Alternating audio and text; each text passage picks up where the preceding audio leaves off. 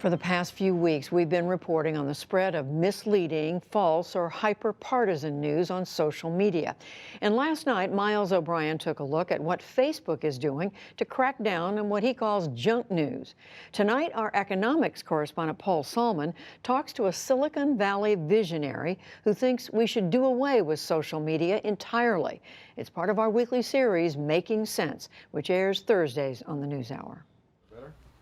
When it comes to social media, computer scientist and virtual reality pioneer Jaron Lanier doesn't mince words.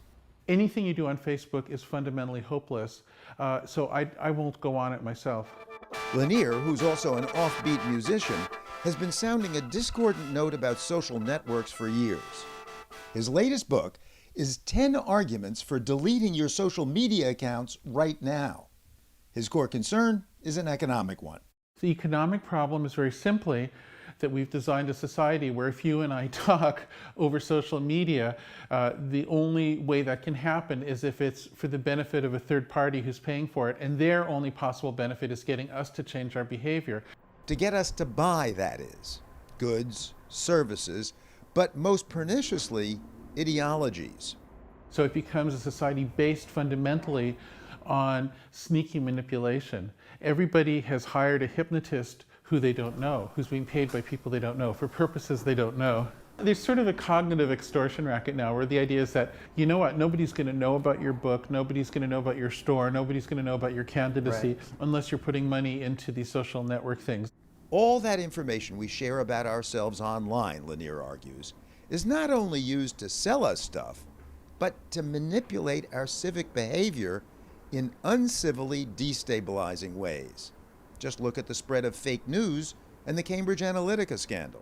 In the last presidential election in the US, what we saw was targeted nihilism or cynicism, conspiracy theories, paranoia, negativity at voter groups that parties were trying to suppress. The thing about negativity is it comes up faster, it's cheaper to generate, and it lingers longer.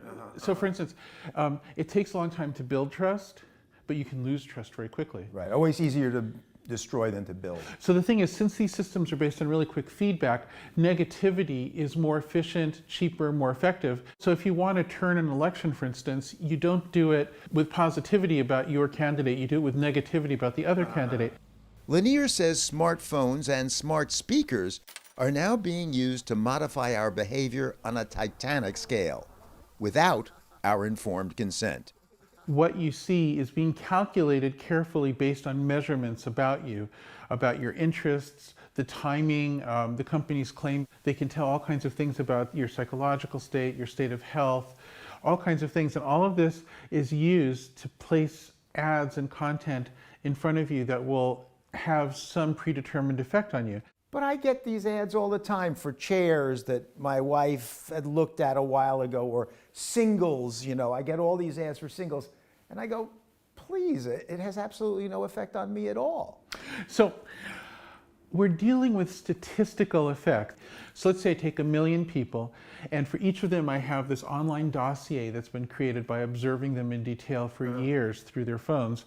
And then I send out messages that are calculated to, for instance, make them a little cynical on election day if they were tending to vote for a candidate I don't like. I can say, without knowing exactly which people I influenced, let's say 10% became 3% less likely to vote because I got them confused and bummed out and cynical.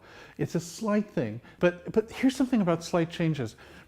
When you have slight changes that you can predict well and you can use them methodically, you can actually make big changes. So the people who are sending me pictures of chairs because they saw that my wife had bought a couple, they wouldn't be doing it if some people weren't responding.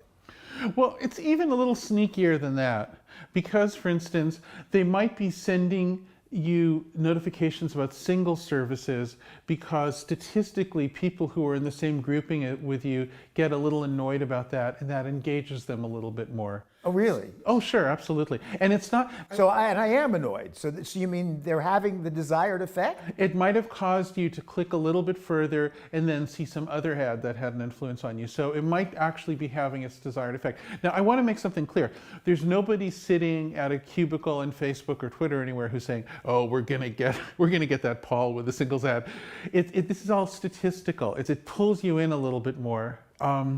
It's a funny thing. It's a little bit like, have you ever known someone who always is just on the edge of annoying you, but you can't quite understand them, and in a way you're drawn in more and more to try to get that person? Yes, I had a very good friend like that. That's Facebook. Annoying, but compelling in a... Yeah, because your brain is trying to solve the puzzle. This is the magic of inconsistent feedback. It's not a simple matter of the dog hits the button and gets the candy, hits the button, gets the candy. Once in a while, a clever trainer actually withholds the candy bit, so the dog becomes, wait, what do I have to do to get that candy? Come on, Hugo. Social media, says Lanier, have turned us into trained dogs. Good boy. But he thinks we'd be better off as cats, who prize their independence. You can put a cat out somewhere and they'll fend for themselves. And that sense of integrating modernity with independence is, I think, what every person seeks and is harder and harder to get at, but cats have it. So how to become a cat?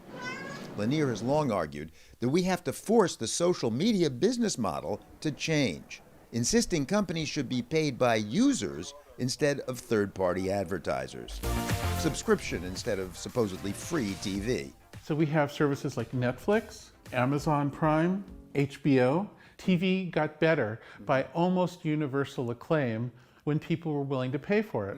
And so what's going on here is that when the user is also the customer, all of a sudden what that user gets is better because they're the customer. But is this for everyone? As Facebook Chief Operating Officer Sheryl Sandberg argued to Judy Woodruff recently, internet advertising is essential for a mass medium. It's what enables us to make this product available to people all around the world for free. 2 billion people use the product.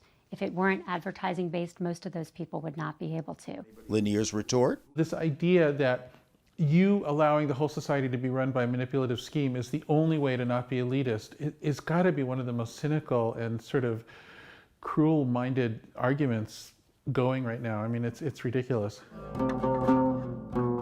Which is why Lanier vows not to have a social media account until he can pay for it, and says you and I shouldn't either.